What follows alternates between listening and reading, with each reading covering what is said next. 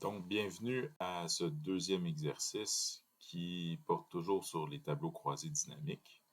Dans cet exercice-ci, on va voir comment faire pour utiliser une source de données qui n'est pas formatée pour un tableau croisé dynamique et quelques trucs avec des formules que vous avez probablement déjà vues pour pouvoir s'en sortir.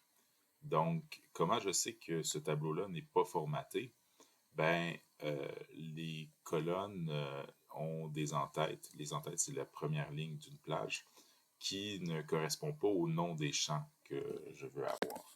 Donc, si je transformais tout de suite en tableau croisé dynamique, ce que j'obtiendrais, c'est une colonne qui s'appelle région, qui contient aussi des zones géographiques, avec différents champs qui correspondent à un des mois et qui contiennent chacun différentes données du chiffre d'affaires. Donc, c'est évidemment pas ça que je veux. Donc, pour y arriver, on va commencer par se créer quelques colonnes à droite et on va défusionner les cellules en allant dans le ruban Accueil et sur le bouton ici Fusionner et centrer. S'il y a déjà des choses de fusionner, donc c'est déjà activé, on pèse une deuxième fois et toutes les fusions à l'intérieur de notre page sélectionnée disparaissent. La première colonne qu'on va mettre, c'est la colonne région. Donc, on remarque rapidement que dans la plage, le chiffre d'affaires, il n'y a rien de marqué lorsque on est à côté d'une ligne qui correspond à une région, alors que ce n'est pas le cas pour une ligne qui correspond à une zone géographique. Donc, on va se servir de cette observation-là pour faire une fonction conditionnelle. La fonction conditionnelle si, if en anglais, contient trois arguments. Le premier argument, c'est le test logique. Donc, notre test logique, c'est si notre cellule qui se trouve à côté contient rien du tout. Rien du tout, on exprime ça avec une chaîne de caractères vide, donc deux guillemets. Et notre test logique est terminé. On pèse sur le point-virgule. Si c'est effectivement le cas, je veux le nom de la région. Si ce n'est pas le cas, je vais prendre le nom de la région qui est écrit dans la cellule qui est juste au-dessus de celle que je vais avoir recopiée. Et là, je peux fermer la parenthèse et recopier jusqu'à la fin du tableau et je vais avoir le nom des différentes régions. Je vais copier le nom de la cellule et ajuster la largeur de la cellule. La deuxième colonne, ça va être la zone géographique. Encore une fois, je vais utiliser la fonction si. Donc, si, par exemple, notre cellule qui devait être un chiffre d'affaires est vide, alors à ce moment-là, je veux que ça reste vide parce qu'il n'y a pas de zone géographique. Mais si c'est le cas, oui, je veux la zone géographique. Je ferme et je peux recopier en utilisant le coin inférieur droit de la cellule et en double-cliquant.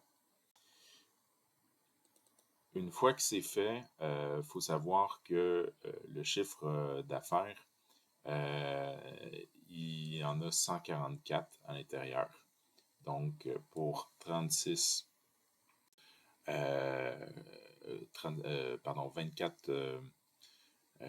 il y en a 24 par région, puis 6 régions.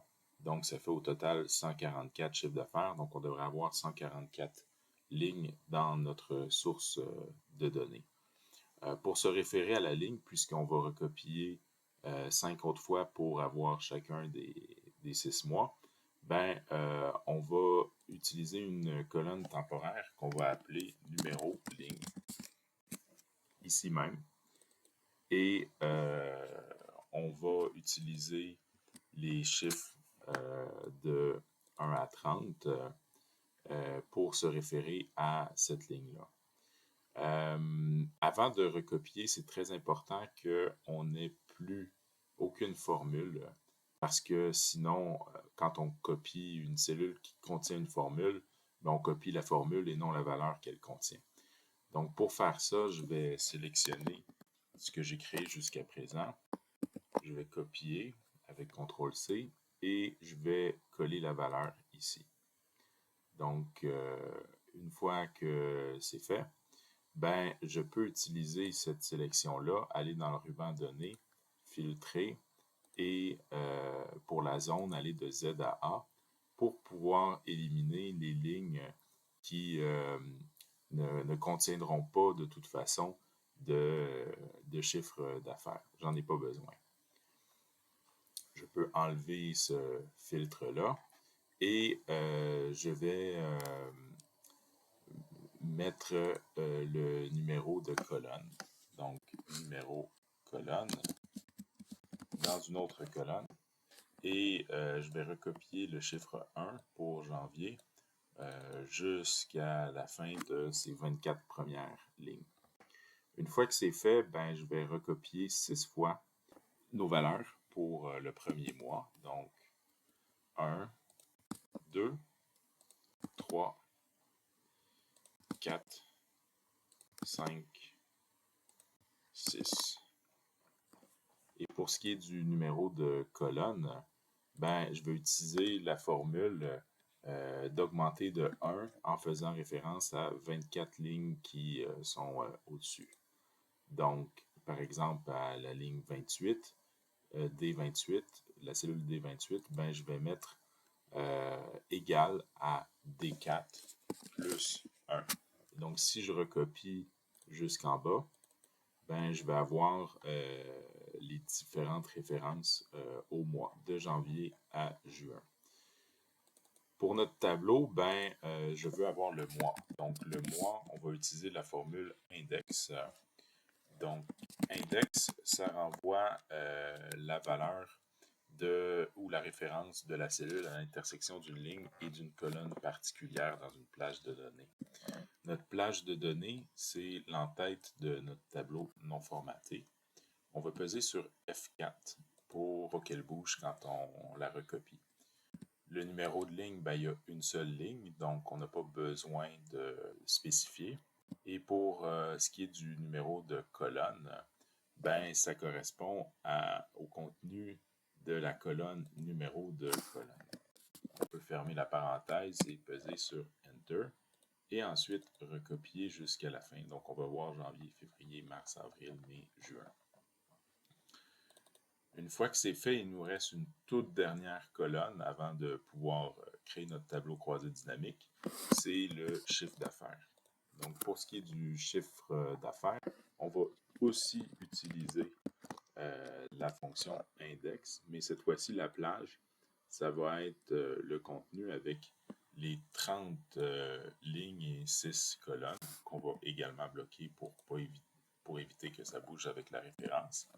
Et cette fois-ci, le numéro de ligne, c'est la colonne numéro ligne. Donc, par exemple, si j'ai la valeur de 588,6, ben, je sais que c'est à la 5e ligne, donc région Alsace, zone géographique sud-ouest, et que c'est à la première colonne, donc le mois de janvier. Pour ce qui est de la colonne, je fais référence à numéro colonne. Je ferme la parenthèse et je clique sur Enter et je peux recopier encore une fois. Et là, je vais avoir mes 144 lignes d'entrée. Comme c'est fait, ben, je peux encore une fois copier et changer ça en valeur. Et je peux enlever mes deux colonnes qui constituent la ligne et la colonne. Je ne vais pas en avoir besoin pour mon tableau croisé dynamique. Je continue et je sélectionne l'ensemble de mes données de mon vrai tableau de données et je vais transformer ça dans le ruban insertion en tableau croisé dynamique sur une nouvelle feuille de calcul. Et là, cette fois-ci, on a le bon format. Les régions sont vraiment les régions. les zones sont vraiment les zones. Je peux mettre le mois et les chiffres d'affaires, ben, c'est vraiment les valeurs. Donc, le mois, je peux le déplacer en colonne et là, on va avoir vraiment transformé notre tableau de données en quelque chose qui est un tableau croisé dynamique. Merci pour votre attention.